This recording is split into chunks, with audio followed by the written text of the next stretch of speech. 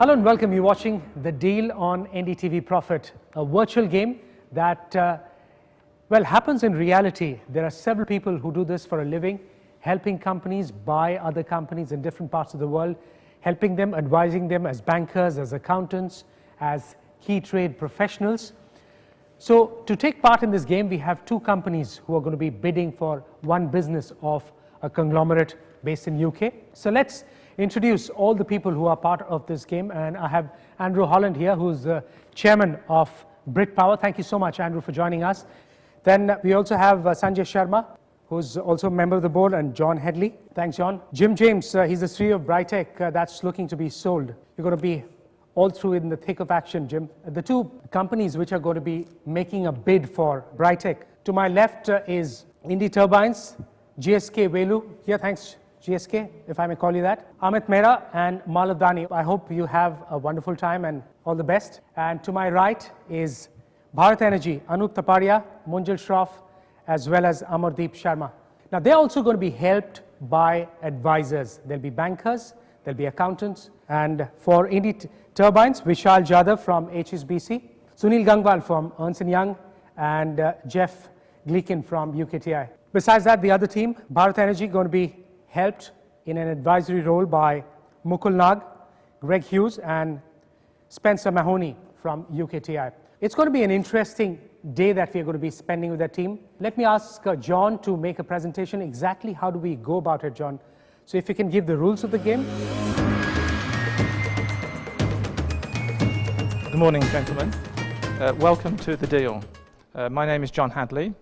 I'm here on behalf of ABC Advisors. We're the exclusive advisors to Brit Power. So what is the deal? The deal is that the UK listed company Brit Power, is looking to sell one of the jewels in its crown, Brightech. Brit Power, the seller, is a large UK conglomerate with sales of about 40 billion. The company it's looking to dispose of is Brightech.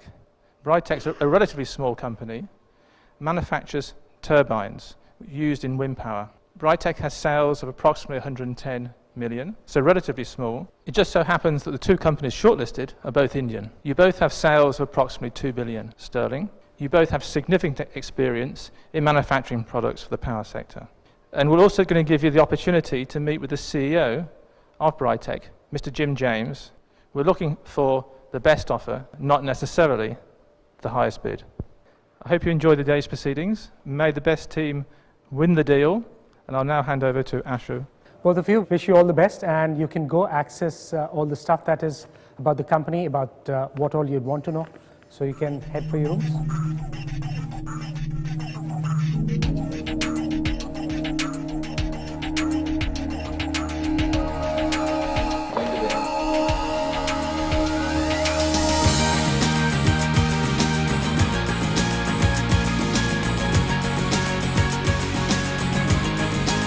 The deal has officially begun, and they have everything to play for as the winners take home complimentary business class return tickets to London on British Airways.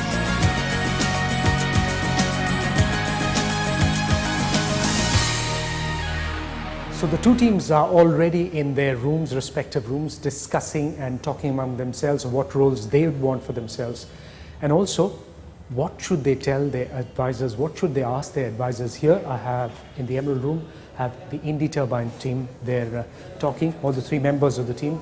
And in the next room, we have the Bharat Energy team members, the three of them.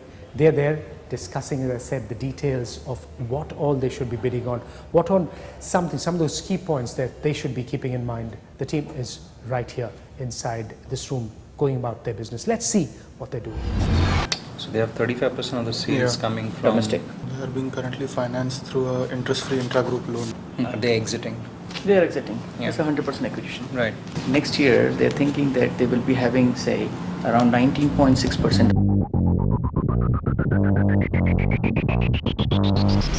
Revenue growth. Their technology says that it kind of reduces the wear and tear and reduces the amount of maintenance.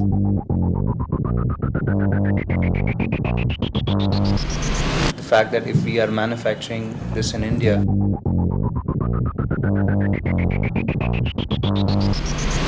can we bring a cost advantage, on board? We are right now at 22% EBITDA margin, and they are approximately 10. What is this 120 million they are already putting? This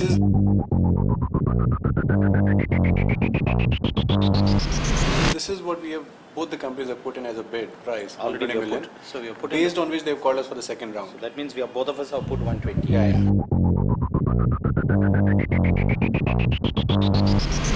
Actually, I'm not sure about their genuine intention to sell this business. You guys have calculators?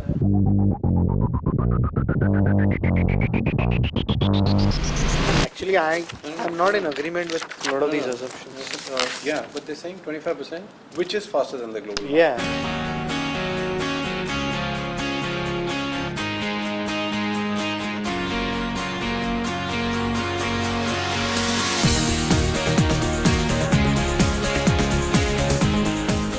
Teams have been together among themselves and they're evaluating what all material they have.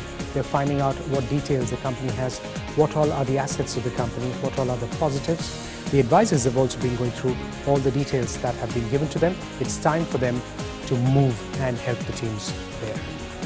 I think we've run out of time, the 20 minutes that was allotted, so can we move? Come.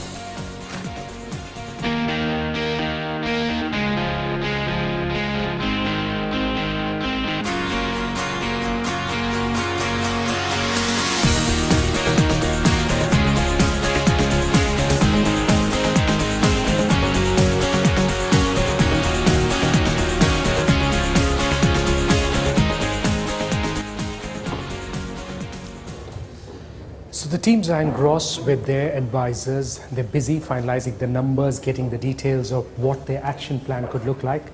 So this is very important because over the next 1 hour when the teams discuss with their advisors what they should be doing, that could mean what details are discussed. That could mean the difference between the winning bid and the bid that probably is left out in the race.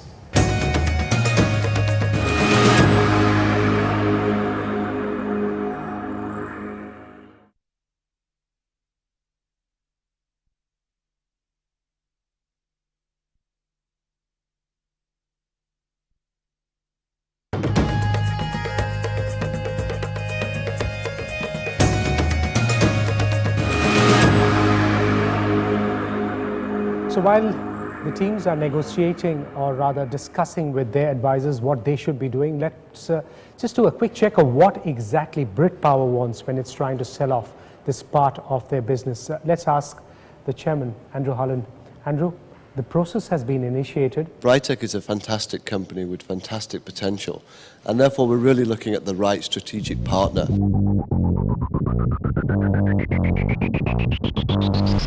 And all the investment that we've made over the past 4 to 5 years will start to pay off, and I think that's a big consideration for us. Obviously the structure of the deal and the pricing, how they expect to kind of grow the business, the capital expenditure plans. How long are you looking at when you're trying to get the maximum value of this in the near future? 3 to 5 years, another 3 to 5 years?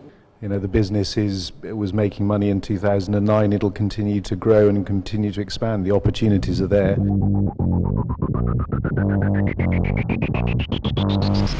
We just need to be trying to realize those opportunities. What are you looking for? The passion that the two companies show? The two Indian companies that we're considering are both much larger.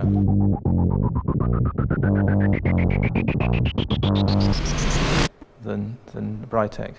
They have the customer base to develop this business going forward, and they need the technology. And this is really a major breakthrough technology which would be attractive to any buyer anywhere in the world.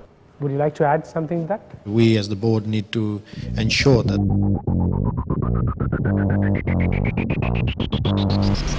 the business that has been built over the last few years is going to be successful in the future as well. Okay, so the technology has the promise for the future. Hopefully it should realize the value that you're looking for after all the investments that have been made. In a little while from now, when the 1 hour that the two companies have with their advisors, that gets over, the CEO of Brit Power will also be meeting them to get a sense of what their plans for their expansion are and how important do they value this company as they try to get the technology that it has developed. Some basic fundamental questions. Why do they want to sell this company? The parent company is struggling. Okay, there's a lot of debt in that company. It's a good question actually, why they want to sell if they have got a breakthrough technology. They fail to extract the best value from this fast growing technical company. A. B. Huge demand for renewable power and energy in emerging markets. Is it really tested? What is so new about it?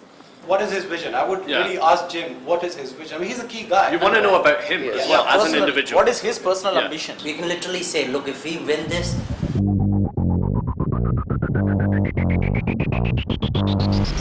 we want you to be CEO. Let's think about their business. What do? They also do the installation stuff as well? Yes.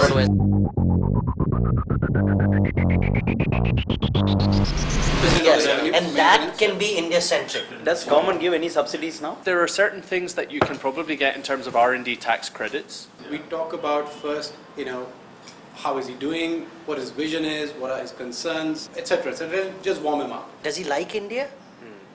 Or we don't have a problem if you run this shop from UK. And if you think about the context of this technology, it's in a politically sensitive but politically relatively supported sector. They want to be associated with successful renewable technology. Why India? Why are you choosing an Indian company? What do you expect from Indian company? Who do you see as your competition? Who are the competition? That's an important one. Technology is really important here.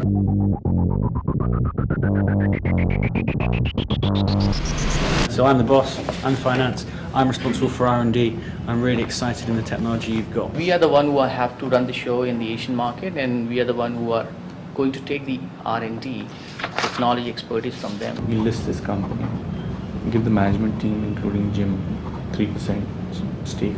That's one.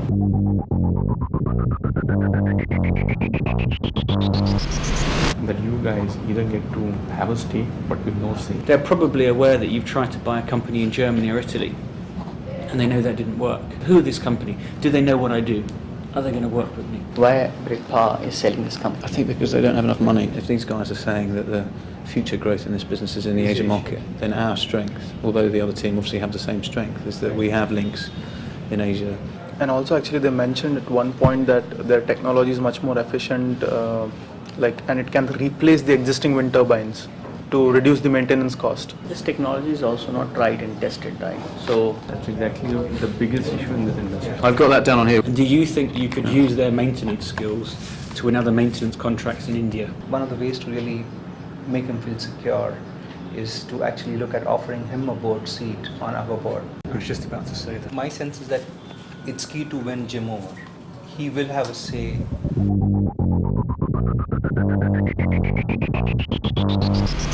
In which directions, when I think at one point he will be pitching to the board saying which one to go for. Yeah, I think he's got significant influence.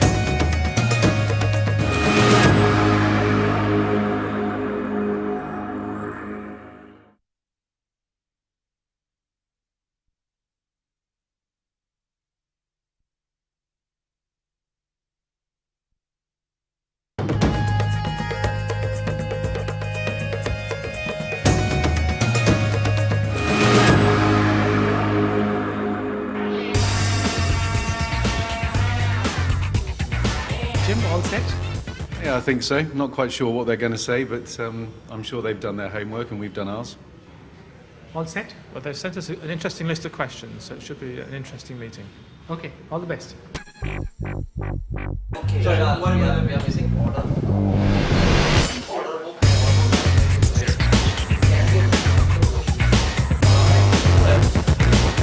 Fine, thank you. We operate in clean energy and we aspire to be £5 billion business in next 3 years and £10 billion in next 10 years. What is it that you see as the future of Brightech? Where would you like it to be in the next 3 to 5 years? The vision is to exploit the opportunity that this technology presents. India is one of the biggest markets for wind power, but every country is finding its own opportunities. Can you tell me a little bit more about how the team is structured, who are the core people? It's the engineers, but when I say the engineers, it's from the very top to the very bottom. Okay. There's a concern that the whole business will be uprooted from Birmingham and moved overseas, which means that everything that exists around it will disappear. Just one quick question, then I'll pass on to my colleague Velu here. Have you been in India before? Yeah, I've been here before. I've been here on holiday and I've been here on brief business trips before. We would like to hear a little bit more from you about the appropriateness of this technology, not only for Europe, but also for the emerging markets. The key to the technology is that in the centre of the turbine, there's a device that emits a light wave which detects any characteristics of wind and is able to make adjustments to the turbine just before the wind arrives. And so it means that the turbines, wherever they're set up, can be tailored specifically to that local market. The technology is fairly new. I think it's important that it stays in the UK because the engineers who develop this technology are in the UK. We don't do 100% acquisition. Usually we keep the promoters motivated by actually being a part of the growth. So we initially, at least for 5 years, they have been part of the, having a joint venture kind of an arrangement. I prefer not to. It's just a dislike of joint ventures. Long-term future commitment and investment, I personally think that that's going to come from a wholly owned situation as opposed to a joint venture. Any thoughts on any pension liabilities? Brightech is part of the Brit Power pension scheme. Okay. I mean, you as buyers would have to decide what you wanted to do. If they were to continue on the same terms as their current terms, there would be a deficit of about £24 million. 24 million pounds. Actually, there is only 2 companies shortlisted we hear, and both are Indian companies. Is there out of love for India, or is there any other strategic thought behind it? Is it love for India? Indian companies are on the move. We've seen that in the press all the time. There was general preference amongst the board to go with an Indian company rather than a Chinese company for various reasons. What R&D resources do you currently have? What could we tap into? We currently have a state-of-the-art R&D center about 50 kilometers north of Bombay, where we employ about 60 people full-time, and we have got about 20 PhDs who work on clean energy. How much are you already doing in the wind turbine Almost market? 20% of our revenues come from wind turbines and related electrical products. But it's the fastest growing. We know that you've looked at lots of other acquisitions, but none of them have happened. Is there a good reason for that? No, we just looked at one acquisition in Germany, but when we started looking at it, the markets went down, and that's one of the reasons why we postponed. Then we also, again, the same acquisition target is still available, but then one of the reasons why we looked at Britain as a more favored destination is it's an English-speaking, comfort level between both the countries. Okay. Well, thank you very much, gentlemen. We'll see you. We'll see you this afternoon. Look forward to seeing you again very soon. Take care. So Jim, how's the meeting been? Quite informative, quite interesting. They asked a lot of questions about the technology and about the opportunity that they think exists. We asked them lots of questions about where their commitments lay. They didn't ask too many questions on the financial side, but we'll have to see how the bid develops on that side. Okay, so you now need to meet Bharat Energy. So I know what I want them to say, and if they say it, then there'll be more conversations with them as well. So let's wait and see what they've got to say. how's the meeting been with the Brightech CEO? Fantastic. We are looking at the relationship between his company and the parent company, and some of the cultural aspects in terms of who are the key management people and how reliable is this technological breakthrough that they have been talking about. That he is very concerned about his engineers. He wants to look after them. He wants them to have the freedom to innovate, which is the kind of culture we have. Why India? Is it because of love for India or because they found something special in Indian companies? And what about the team here? Because ultimately you are helping them. 24 million deficit in pensions, things like no visibility on order book, untested technology. So I want them to ensure that they are taking care of these areas. Green is a lot of people in the technology that we're talking about is how much of it is hype and how do you sift the reality from that hype? There's still going to be a market for this, both from economic perspective and from a political perspective, and it makes sense to have the emerging markets also investing in a lower cost, more efficient way to new markets. It seems like a very good prospect for us. We'll leave you at that and leave you to carry on with your discussion.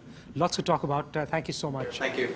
It's been a lot of hard work, a lot of time, a lot of commitment by a lot of people. It's also taken the world a long time to realise that we need to come up with renewable energy, so it wasn't just about convincing customers. It was about convincing the world that this is the way forward. With Brit Power, they've supported you. Was it hard convincing them about this technology? Sometimes harder than others. But we've got to where we are because ultimately they've supported us. Probably the greatest growth potential is coming from an Asian market. The bigger land mass, the bigger the wind opportunity. I would like to know more about what are your plans regarding the technology going way further. I'm not sure that I'm going to tell you too much about the future until we're working together. But everything that we're working on, you never develop a single product and say, right, that's it, it's finished. What we've already achieved, we can improve again. So it's still not really travelled outside the UK at this point? No, it's been kept in the UK by choice, really, because we want to make sure that we're not too far away from these turbines when they're first being used. Someone who we believe has developed a similar technology is a Chinese company called Copytech. Copytech, yes. Actually, they almost certainly will be cheaper, but they're not going to generate the same amount of energy that we're able to generate. Do you see new sales as being the key revenue factor, or do you see the maintenance business growing? So what you're saying, our stuff is so good that we're not going to get any maintenance contracts. It's never going to have to be fixed. They don't have to spend a huge amount on maintenance, so they're going to come back to us to buy more of the original product. The proportion of maintenance, which is currently 20%, will start going up further, or would it remain?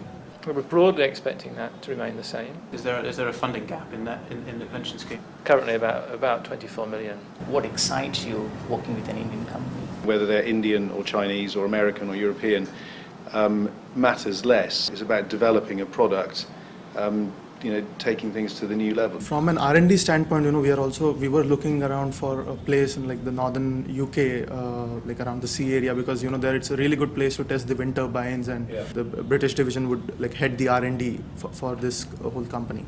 We're not exactly on the coast, but nowhere in the UK is more than 70 miles from the coast, so it's easy enough to get there. So how many engineers do you currently have on R&D? We have a total team of about 300 people right now. They've got money to invest in R&D. The more R&D budgets that are available, the more ideas, we're never short of ideas. What's the current status of your capacity expansion? The broad assumption is that we're currently operating at about 2/3 capacity, 60% capacity. That's where the cost of 110 million That's is right, expected. yeah. From what I'm gathering right now is that clearly your strength and your passion lies in evolving new I'm an technologies. engineer. My interest is product. All right. It's about technology. I'm perfectly capable of running the business, as I think the numbers prove. I'm perfectly capable of selling it because I know more about it than anyone else. So is there a pipeline of a certain number of orders that currently exist? The current projections are supported by orders for the next 2 to 3 years. Do you see an opportunity to sell this technology in your market, in the Indian market, and in the Asian market as well? Absolutely. There's no question on that front. If you look at the telecom market, for example, it's an interesting idea that we came on the bandwagon much later as compared to, let's say, North America, right? And I see the same kind of a scenario happening in the energy front, because as we expand our, energy capacity needs, we're going to more and more focus on newer technologies, and this perfectly fits the bill. Which turbine technology do you currently favour? Because India's got such a colossal coastline, the hope is that maybe you could get turbines which could go in the sea, which are more robust. Right. Thus, the interest of the North Sea is you could test them with your company in the North Sea, and then you could put them along the Indian coast, so they can withstand a monsoon. I think the strongest winds are actually in Rajasthan. Yeah, in the deserts, yes, but even during the monsoons, we have very strong winds, on hitting the coastal area. Okay, good. Okay, thank you. Thank you very much. Jim, how's the meeting been? Now that you have a sense of both the rivals, both the competing companies. Much more on the business side of it rather than on the product side of it. So is it boiling down to hard numbers yet, or are you still talking about the culture, the fit, and the other things that are spoken about? It was a good meeting. So it was interesting. We have a good 2-horse race. Understand him. I think It's still a 2-horse race? It's still a 2-horse race. It's still a 2-horse race. I'm being told what to say. Okay, get your point. So still a 2-horse race, still tight-lipped. They're not giving anything away. So both the companies very much in the race. Looks like, we got this first caught breaking, and the ice has been broken and now we know each other very well. It works out well for both the companies actually. It makes sense to shift our R&D out there. Staying in a location which is Europe, which is more expensive, so that part I'm sure you would have worked out. Right now our sales is anyway in India, and there's expansion which can happen in Asia. There is something which is cooking in Europe, of course UK, and maybe we can go in US as well. So the overall sales will take care of those expenses. If it's that exciting a technology, the other competitor may also be very interested. They have far bigger plans from being just focused broadly within India. I think there's a lot of positivity around that. But I think it's also important to highlight the risks that came out of the session that we've just had. Certainly from a kind of an accounting perspective, we had a brief discussion around a funding gap in the UK final salary pension scheme. When we posed the question about existing competition in the market, there is a Chinese company that's got a similar technology. And I think Jim James was pretty open about the fact that their ability to produce this cheaper is a risk to their business. So among the three of you, are you ready for all the aggression in your bid? Being CFO, I won't say that we are going to be very aggressive. We are going to be realistic, of course. Yeah. Okay, so anything like a soccer or cricket also discussed? Unfortunately, time was too short for that. Okay, I'll leave you to that. Thank you so much and all the best for your bid. Thank you.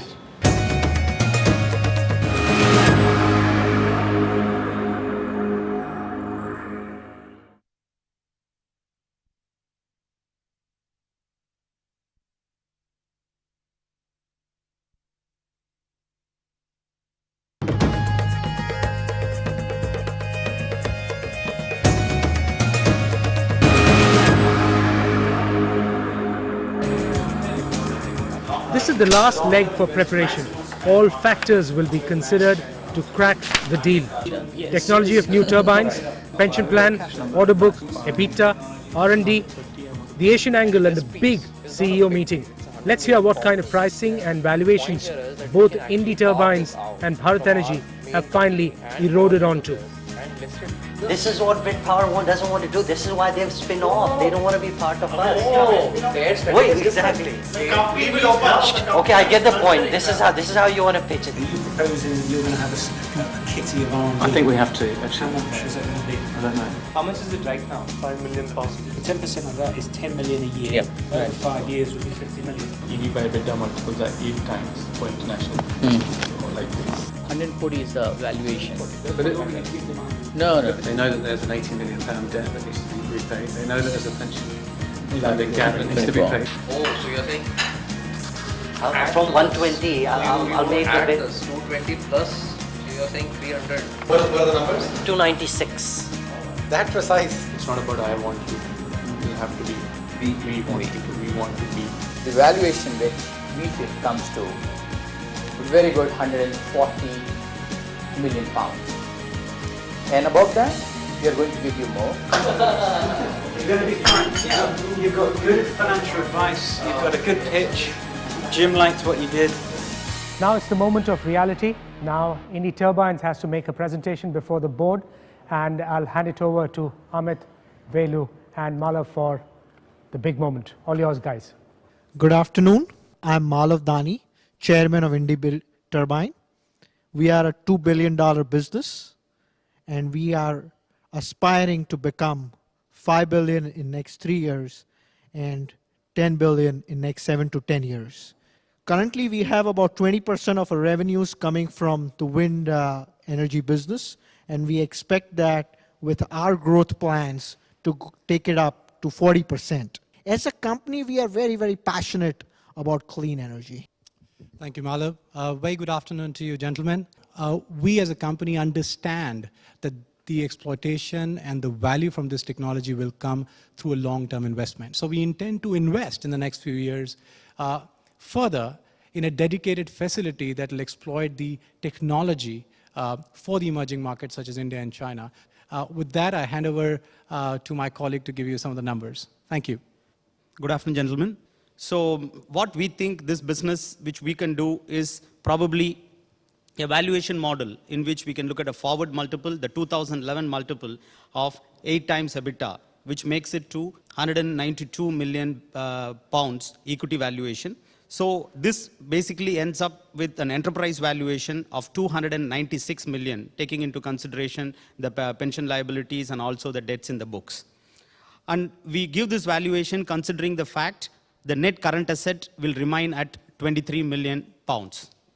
Our thinking of financing this business is to put almost 200 million of our own cash into the business, and another 100 million will be raised to overseas long-term debts from the UK market. Even after taking these debts, our debt-equity ratio will be less than 1. The business will require other capex of 110 million.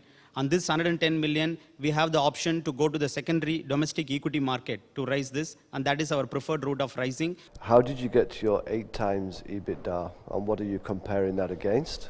Because that seems very, very low. You're actually paying me 1 time sales, virtually, for the whole company, which is, for this kind of technology, is far too low. So I'd just like to understand your thinking behind these very low figures. The new technology is just introduced, and it is only contributing to 5% of total revenues. There is a little bit of risk element, how well it will be accepted. This just doesn't work in terms of the valuations. So you haven't said how you're getting to 8 times EBITDA. You haven't compared it with any markets. This is a new technology.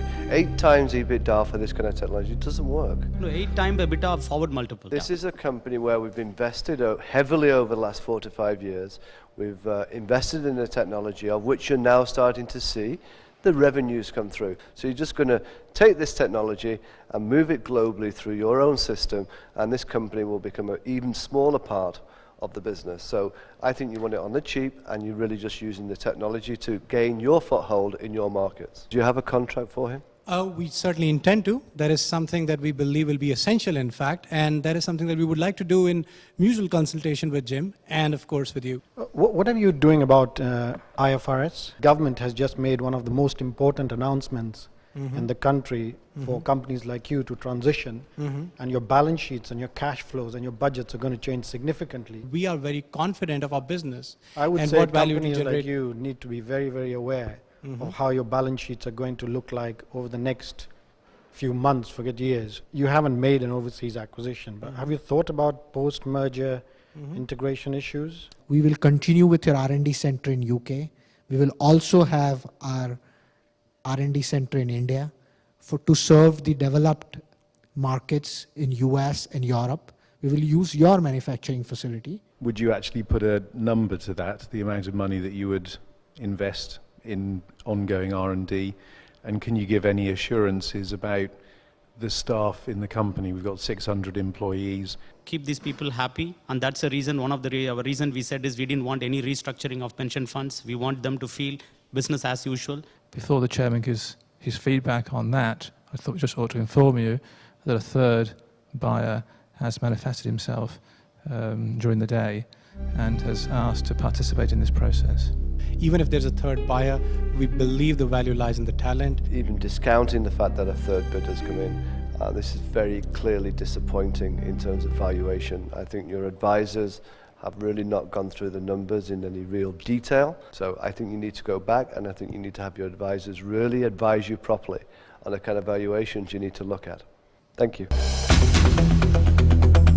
Why are they asking you to raise the valuation? Because they want more money. Indie Turbines felt they bid the best price, only to falter at the end by the valuation principle. Now they will have to bid higher if they are to stay in contention and also take the risk of overbidding, which may backfire. Or is it Andrew Holland who's calling the bluff and pushing them off the cliff? Good afternoon, gentlemen. Thank you for giving us this opportunity. I'm Munjal Shroff, the CEO of Bharat Energy, and I'm accompanied by my team. Bharat Energy is a £2 billion listed entity in India. We basically are the market leaders in the turbine technology. We currently rule 65% of that market. It's been interesting talking to Jim, interacting with him, and see how he has nurtured the company through tough times. Interesting to see how you managed to focus on R&D and really come out with some interesting technology. In fact, one of the thoughts that we have on this is how we can relocate all our research and development in UK. I know, John, you have a decent side budget there, but I want to really push it up, Jim. I want to look at doubling the R&D budget. Some of the most power-hungry cities today are along the coastlines, and we can leverage that aspect of it by developing the technology together. So the deal itself. Internationally, the market is moving around 8 to 9 times of EBITDA multiples on the wind turbine, but we have added premium to it. That's 150 million pounds, 11.5 times of EBITDA multiples as on 2010. The capex commitment of 110 million pounds over the period of 2 years. We are going to put the money in terms of equity of the 80 million pounds which you have in as a interest-free loan. When this equity will come in the company, you can take your 80 million and that will give you a capital gain tax as well. For the management, we are proposing 5% ESOPs. Besides that, it's not enough. To the parent company, we are going to give 10% warrant as of the price of now, and the share price will remain whatever we are deciding now. So 2 years down the line, anytime you can execute your option and take the 10% off the equity of the company. You're saying that the £150 million is an enterprise value. Yes.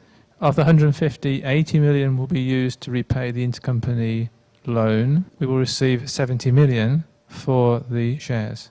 You know, you talked at the beginning about you see this as a marriage. Well, really, you haven't even walked me down the aisle with these numbers.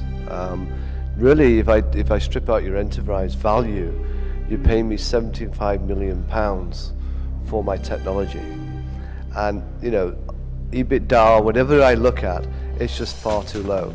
So you're clearly just wasting my time. It's too low. We are still much superior than what market is talking about. We are 3.5 times more than the market. In 2009, my net sales are 112 million, and you know you're paying me 75 million for that. And your EBITDA was 12. But you're paying me one-time sales. The cash flow takes care of it. You take out the debt, then you know you're getting a business for nothing. You've clearly been very badly advised, and it's clearly too low. I really have no discussion on this because it's too low. We received today a third unsolicited bid for the company. Those bids are higher than your bid. I don't think, unless the board agrees, I don't think we should continue the discussion, do you? No, okay. Because you clearly don't understand what we're trying to sell here. So our advice is think about the numbers, look at the cash flows, then come back with a sensible offer. Where your third offer is, we've understood that it's not only about valuation. It is not only about valuation, but your offer is so significantly below other valuations, it has become about valuation. The final bids have not yet closed for this business, so we can give you a little more time. Thank you very much, gentlemen. So, thank you very much. This bid is clearly lower than Indie Turbines. It's just a non-starter as far as I'm concerned. My shareholders will not approve this. Both groups failed on one count. The first group, the numbers were quite interesting, but we had absolutely no idea what their vision for the business was. The second group, we had a much better idea of the vision, and then they just came up with a load of numbers which were, as Andrew said, never going to get past the shareholders. I mean, it's just crazy. So they talked about marriage, but we're not even engaged. It's a very good introduction, very good logic, and then it was as though the pricing was completely disconnected. I feel very insulted because this is a business that we've built, we're very passionate about, and the price is just completely incorrect. Will it be the end of the road for Bharat Energy as John and Sanjay make their way out to make a formal announcement? As I said earlier, seriously need to look at the numbers again, the cash flow forecasts, and if it's not a seriously significantly higher number than what you have quoted, then I think it's the end of the road for you. Can I just raise one point? What we're looking at is a valuation based on originally on the 2010 earnings. And given the risks that currently exist, on the basis that only 5% of current revenues are based on the new technology, there's a competitor in the market that we have really no clarity on at the moment. I'm just not sure how our client is going to get comfortable with the key growth markets are Asia at this point of time, and where you currently have no sales presence. There's a big risk in terms of whether this company can actually achieve those numbers. Well, we're saying that Brit Power believes in those numbers. Management was very clear on you as a company but the board were not going to accept your offer on the financial terms at this stage. So, but from what we hear from you is you're prepared to engage with us and take the risk with us and stay vested for a longer period of time in the company. We are.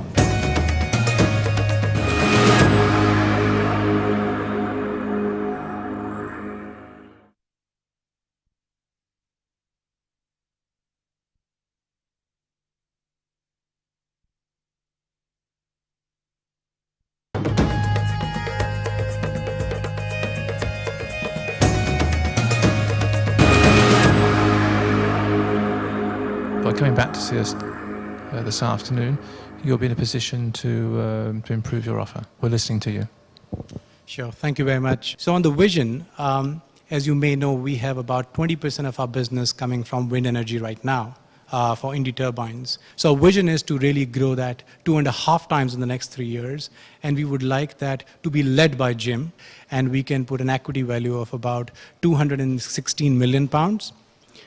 216, and the enterprise value will go to about 320 million. We are open as a second option to have an equity participation from your side. Could your advisor maybe kind of put some numbers around what you're talking about in terms of equity participation? Oh, you mean in terms of the percentages? The equity participation, I believe, comes beyond the 320 enterprise, and the structure can be in terms of a 2-year option or warrants that Brightech can subscribe to. And also, how are you going to finance this?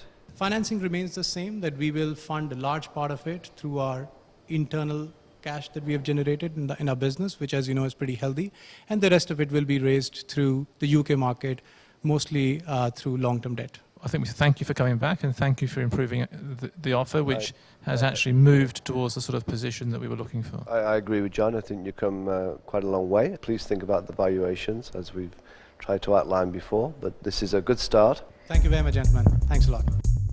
£320 million. Wow! That was quite a leap forward. This may ruin the deal for Indie Turbines. Have they overbid? The maximum offer which we can give you will be £200 million.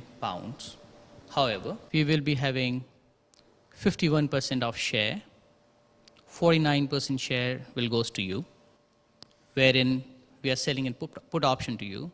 You can sell back those shares in 2012, and the overall 49% will become 166.6. I think the offer clearly is more interesting than last time. We would ask you now to give us some time to evaluate this alternative offer. Thank you very much. Thank you. 120 million less than Indie Turbines. Still lower. But what is the board looking for? Higher price or a sound business plan?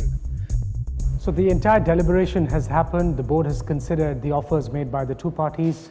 And now let's ask them what has been the thought process. You're very close to arriving at a decision. What has been the thought process? What have you all deliberated? We had an unattractive offer from Barrett Energy. We told them it was unattractive, and we asked them to actually rethink both the amount and the structure of the offer. They came back having rethought the amount and having rethought the structure, but it still fell short of the offer that we'd received from Indie Turbines. We like Barrett Energy, we like the people, but the structure that they're offering us is really just falling short of Indie Turbine at this stage. I have to look at the numbers as well. If the gap had been really small, I would have fought tooth and nail, for Barrett Energy, but it was too big a difference. Yeah, I think Indie Turbines demonstrated to me certainly that they believed in the technology. I was very impressed with the human touch that they gave to the business as well. And as Andrew said, although finance is not the only issue, I think their overall long-term view is what we are looking for. So very impressed by them. Okay, so I leave the formality to you. Indie Turbines are clear favourites, but will Bharat Energy's business and financial plan to promote the business cause flutters and swing the vote in favour of Bharat Energy?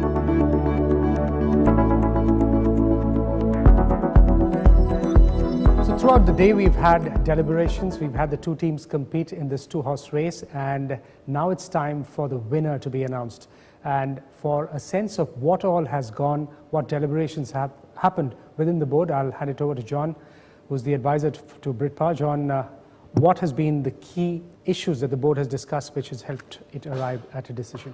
We felt that Indie Turbine actually did not interact quite as well with the management. Jim was also very attracted not only to the management team of Barrett Energy, but also to the offer to share in an upside with an ESOP. So all in all, in fact, it was a very difficult decision for the board to make. And I'll now hand over to Andrew to announce the result of our deliberations.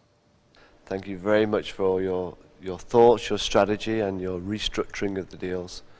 But clearly there can only be one winner, and the team who have won the deal is India Turbine.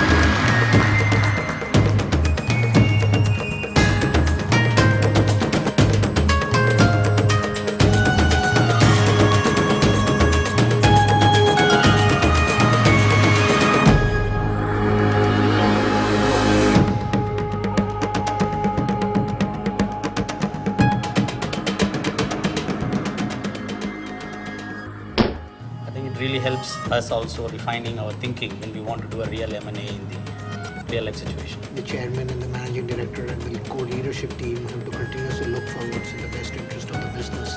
Just like real life, deals are complex, fast-paced. There's very little time to make decisions. I would say this game was more difficult than what we do in real life scenarios. The most exciting part was when the first bid was rejected, the discussion that went on after that. Oh, I loved the thrill of it.